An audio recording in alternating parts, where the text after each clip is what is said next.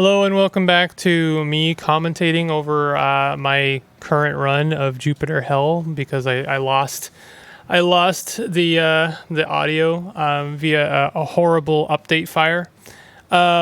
So I was talking about transparency. I was talking about Canada Computers points, and I mean that's pretty much my story. Like if you've come for a cap, I guess the point to all of that is life sucks, I guess, but also, like, I feel like a lot of problems that I run into when it comes to being, like, someone who buys things, someone who plays things, when it comes to a game, like, why is a game frustrating? It's generally, I find a lot of it is due to a lack of transparency and information. But, yeah, that's really it. What a weird thing to do. I just did. Cap my thoughts on a previous episode in the beginning of the next episode, and it's like, yeah, but actually I'm kind of like, that's it. Actually, there is no more. I guess, like, when I think about it, when I think about the problems the problem I'm literally having right now, which is that I am having to re-record commentary for video that I've already recorded, is because I didn't know that the default device for the microphone had been switched, because Windows likes to change that for some reason. Specifically, it likes to change my settings on sound devices. So, like, for instance, in order to basically solve the situation of, like, making sure that the correct sound device is selected, I have to disable every single other device. Windows, of course, doesn't tell you that. Nothing is going to tell you that, really. You got to either figure that out or look it up online, because a lot of people are having this problem. But, when it comes to Windows updates, the thing that they love to just arbitrarily change is the defaults of, like, how your sound properties and devices work. So out go all of your disabled, sound devices, and then you end up in a situation where I plug in my PS4 controller to play Jupiter Hell, which is for some reason a sound device, and has now been selected as the default sound device for as a microphone, because I guess it has a microphone, and then basically OBS, which has been selected to using the default sound device, is now listening to my microphone as opposed to my actual mic. So, I mean, what is first of all, don't do that. Like, why did you change my default settings? But also, transparency of information probably would have solved that situation. I don't know how and where you input that information, but, like, that's for someone else who's paid much more than I am to figure out. Like, that's really it. It's like, how much is someone getting paid at Microsoft to ensure that Windows is accessible to people? And I know that the answer is generally like, well, you can't, like, that it's a very complicated situation. No, it's not. They got paid, and someone screwed it. Someone did a bad job somewhere.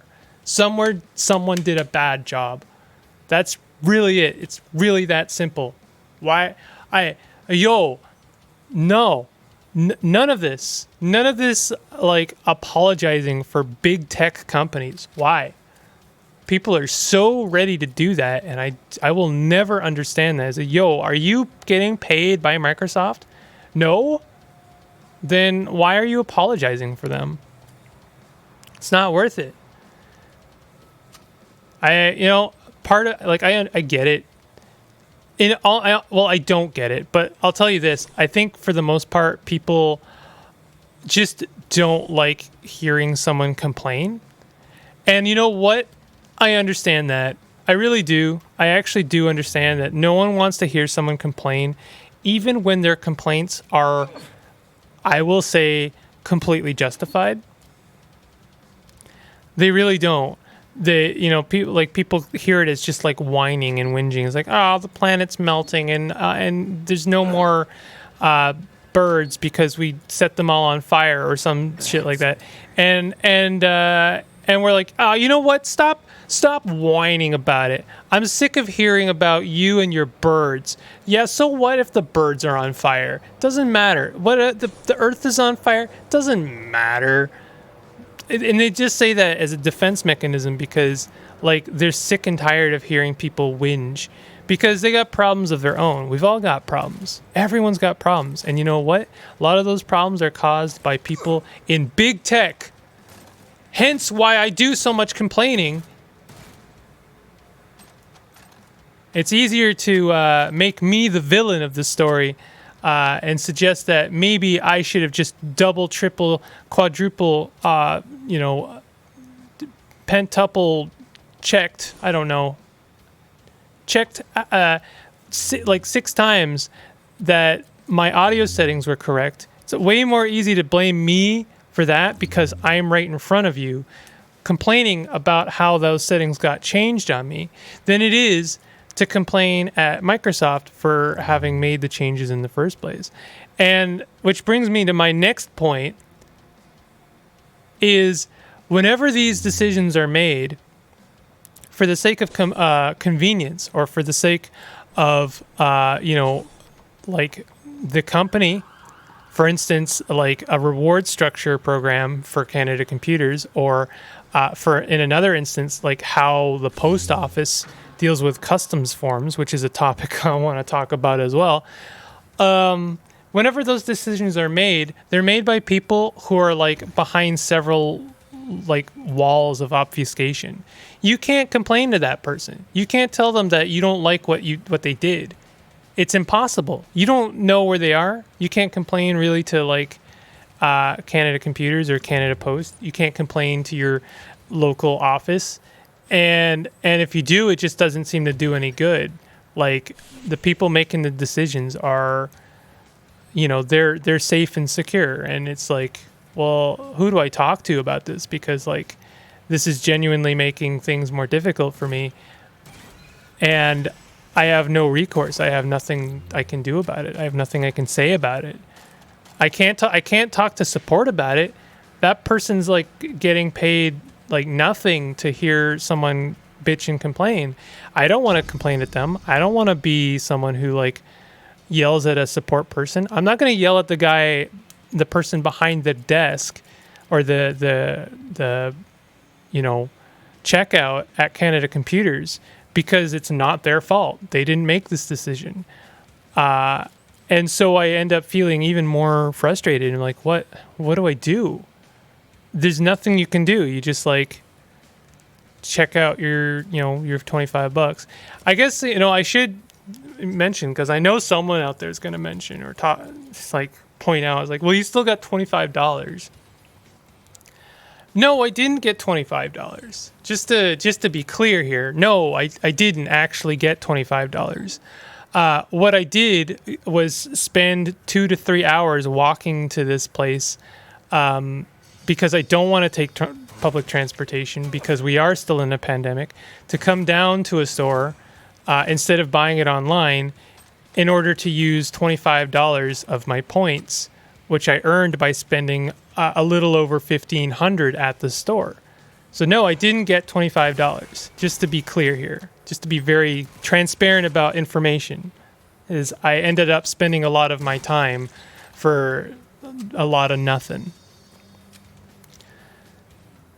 Yeah.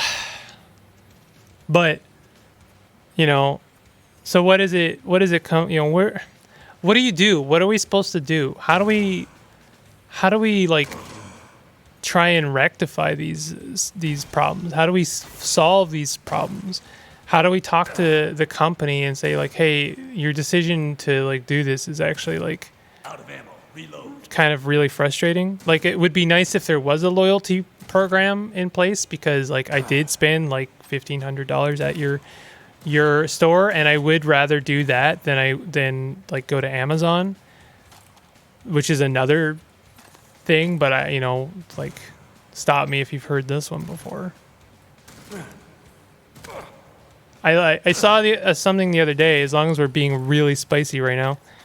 about how Amazon is like offering like a contest of like a paid vacation and $400,000 to a couple of lucky employees who work at Amazon.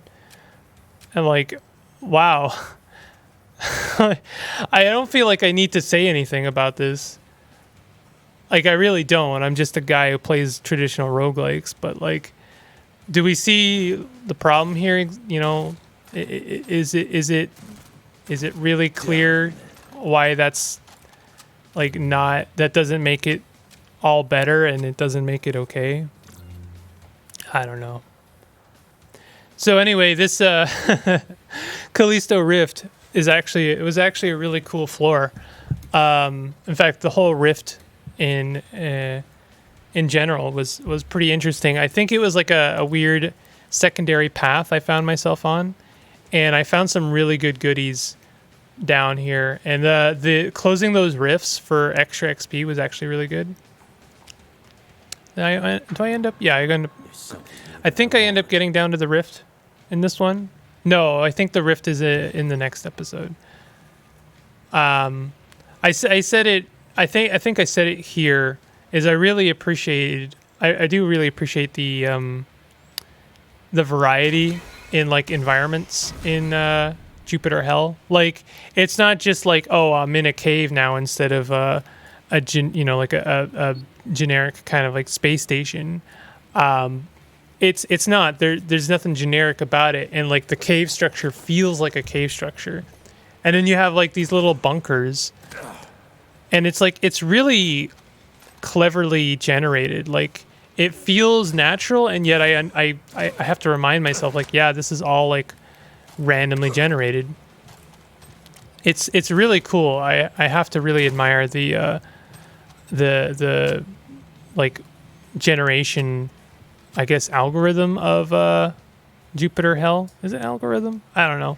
You know what I mean? Like the code to generate these levels has been, it's really clever, and it ends up making these really intricate, clever looking floors that are very unique to each other. And then you also end up like there's like enough stuff in place, like environmental stuff, that like the tactics are there. The tactics are always like pretty clever. Like, you have stuff you can hide behind, but so does the enemy. So you got to like remember to try and like bait them out of cover. Do I have my... okay, I'm still using my auto rifle. This is when you hear that clicking sound as I moved, I ended up getting this helmet, which was really cool, that has auto reload, so that like every time I move, I'm automatically reloading, which is just like really cool. And I kind of got used to it, to the point where like later I forget to reload because I have to switch my helmet later, unfortunately. The durability on the armor is kind of a bummer, but I don't mind it. It does kind of force you to make interesting decisions, like, do I want to roll with this helmet with good perks but low durability, in the hopes that I am able to repair it later, or do I want to switch to something with a lot of durability now? As it happens, I ended up regretting dropping my helmet because I did end up finding like a station that would have let me repair. Yes, I needed that. I needed that. Hit the spot. Oh yeah, I should mention, between episodes, there was a point where I alt-tabbed to double-check something, and I could still hear the audio. And then I heard my dude in the game getting frustrated because he didn't, like, he was like, "What are you waiting for?" Like, he's, is like, he got impatient, and then eventually I hear him saying, "Can you alt tab back in the game? I have demons to kill." And I was just like, I thought that was really funny. Like, man, you don't have to call me out like that. Shit. That's just really clever. I really like the dedication to this like Doom motif, because like I did mention in the Let's Try, but like all of this Jupiter Hell is basically the traditional roguelike of to Doom, because the devs they made a roguelike a long time ago called Doom RL, which I actually played. It was in fact, I think, maybe one of the first traditional roguelikes I ever played, which is wild to think about. And it's very good, but I think they got hit with a C&D from a certain company. So they when they did their successor, they called it something else. Maybe I'm wrong about that. It might have been, because I seem to recall you can't get Doom RL anymore, unless at least not officially from them. You have to. There's other ways of like getting it. So yeah, so that's the hence why they called this one the successor Jupiter Hell. I think in a way that is a shame, only because I feel like if what is it now? Bethesda owns Doom now. If Bethesda and id had like recognized the value of this game, they would have just like made a deal, like made the devs an offer, like, hey, make your game and make it officially a licensed like Doom RL, like I don't know, we take a cut, but you make your game and you probably make it as good as you can possibly make it. Not that they haven't. I think they probably achieved all of their goals with this game. Maybe that's really it, is they didn't see a reason to have, why fight it? But I guess the reason I say it's a shame is because I feel like Jupiter Hell isn't going to see the mass popularity that I think it deserves because of its traditional roguelike, background. I don't know what it is, like traditional roguelikes, it just doesn't work. I wouldn't say work for a lot of people, but it doesn't resonate with a lot of people. I'm not sure why. I think it's a really cool genre. I feel like a lot of people would disagree with me. Even people who like traditional roguelikes. Are you kidding me? Traditional roguelikes are cool? Don't kid yourself. I don't know. I think they are.